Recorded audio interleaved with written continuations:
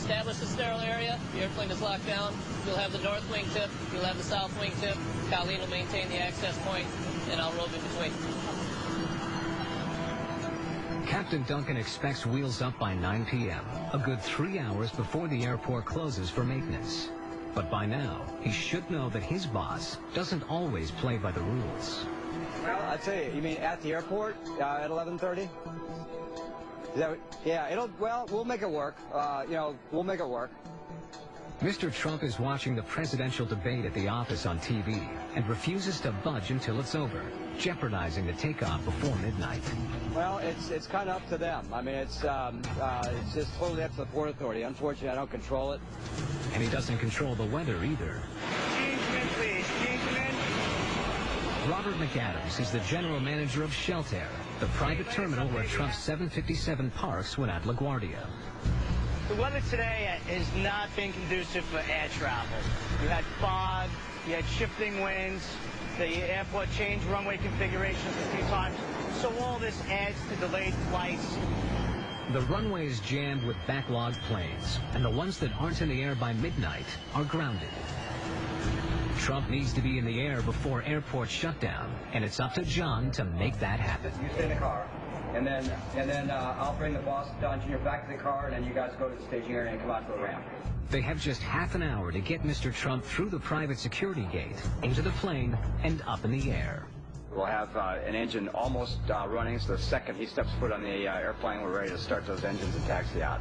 The other option is just not happening. We don't want to think about it. We don't want to talk about it. We're going to go. Done. Okay. All right. Done deal. Sounds good. Let's go make this happen. All right. And also, please have staff stand by the belt loader in case of any last-minute luggage from the motorcade. Copy? It has to happen. No ifs, ands, or buts about it. Otherwise, Mr. Trump will be very, very upset if he's not in the air tonight before midnight. Running out of room. After struggling to get to New York, it now looks to John like the Trump 757 might spend the night on the airfield.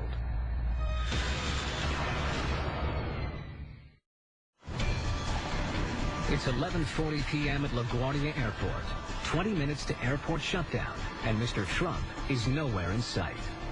If he doesn't arrive in the next 10 minutes, there's a good chance he won't be going to Scotland tonight. But no one is giving up just yet. Once Mr. Trump gets here, we have to make sure the chocks are pulled immediately. There is a time restraint. Mr. Trump missing this curfew tonight will throw off his entire trip. Just then, flight attendant Gia Parolo gets the first good news of the night. I just heard, Wayne, that Mr. Trump is going through security as we speak, so they'll be en route to the airplane, and we're really excited. Just in the nick of time. Good evening, Mr. Trump. How are you? Nice to see you. Donald Trump Jr., an executive vice president of the Trump Organization, is flying with his father tonight, as is George Soriano, a company top executive. Start to right. At this point, it's a race against the clock. It said 7 minutes, and that was like 5 or 6 minutes ago, so I think we're going right after this guy. With just 5 minutes to spare, they're given clearance for takeoff. B1, rotate. Great, you're up. Here comes it.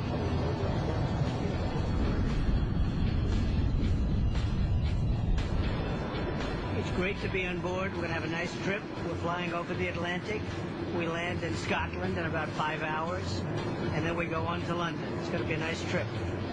With all as it should be, he can now settle in for some late-night business with Don Jr. Say sign your contract. Mr. Trump obviously has a very hectic schedule, so even being able to save a few hours to travel in a plane where people can sit down and work, people can get some rest. So it really is an extension of the office. Shortly after takeoff, Mr. Trump decides he's had enough for one night. Okay, good night, everybody. The 757 is cruising at an altitude of 41,000 feet over the North Atlantic. Taking into account the curvature of the Earth, the aircraft follows the great circle route that John has carefully mapped out. After 6 hours in the air, Commander Duncan is coming in for a landing in Aberdeen, Scotland. 757 Alpha Fox would like to start our descent. The runway is just under 2,000 meters long, which is short for a plane this big. So the runway is not short, but it's it's not a whole lot of margin there for for excessive floating. So we have to get it right down on the runway and get it stopped. There's an old saying in aviation that says you can't make a good landing out of a bad approach. And so that's very true, very much so in Aberdeen. Gear down, please. Flaps to flying. Well out from the touchdown zone of the runway, like 5 miles, for example, I want to have the airplane at the correct speed. I want to have my flaps and my landing gear in the correct configuration. I want to make sure that everything is stabilized as far as the approach is concerned, so I can make a very smooth, gradual descent to the runway. 100 miles. 40, 30, 20, 10. The landing is textbook perfect. Thank you. Probably the most fun in any airplane is the takeoff and landing. That's the time when a pilot gets to really utilize their skills, to get to really shine and do what they do best. First on Trump's agenda, a trip to his new golf course. Good time. This gives the captain and crew a much-needed break. Well, it's been a long night. I'm a little tired. I'm ready to go to the hotel and get some sleep. But Mr. Trump has asked John to do a low flyby over the golf course, and John has until takeoff time tomorrow to plan it. There's only one thing that rivals Mr. Trump's love of business. Of course, everything good? Really enjoyed it. It's his love of golf. That one I really like. Most I can't even think about it from back here. Trump International Golf Links is a 240-hectare course that opened in 2012, and he loves to promote it. No matter where you go, anywhere in the world, this is the single greatest piece of land for golf. It was made, it came from heaven. The following day, and after a good night's sleep, John's takeoff to London is looming.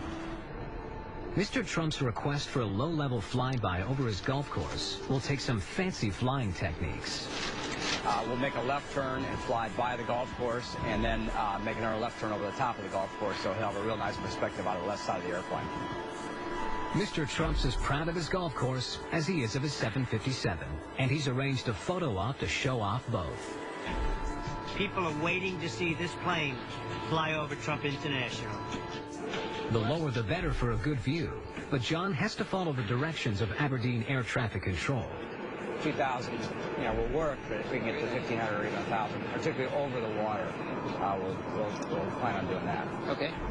Because of the fact that we are in Aberdeen's airspace, we have to clear that with Aberdeen and Control to make sure that it's acceptable to them.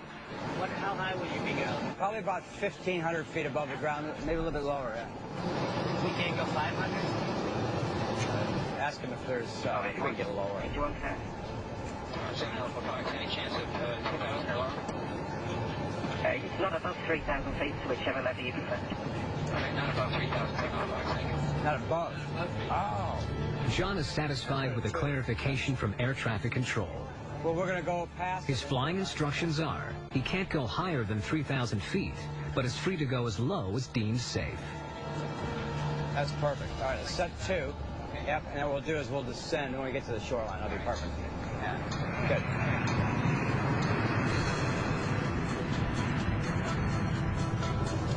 Positive rate, you're up. You're up. Heading select. Heading select. The 757's main purpose is to fly high and fast, not low and slow. To give him more lift while descending and slowing down, John extends the slats at the front of the wing while also lowering the flaps at the back. It's called dirtying up the wing. Oh, there it is. There's the golf course. Wow. Spectacular. I really get some great views of the fairways. Beautiful property, beautiful. Yes, sir. So this will be our last pass, sir, and then we'll be heading down to London, which we'd like to do.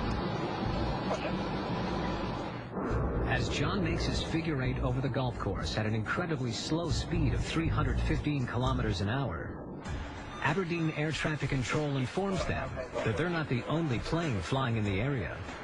November 757 Alpha Foxtrot. Just around, we do have 2 light aircraft to the northeast along the coast from the South East area.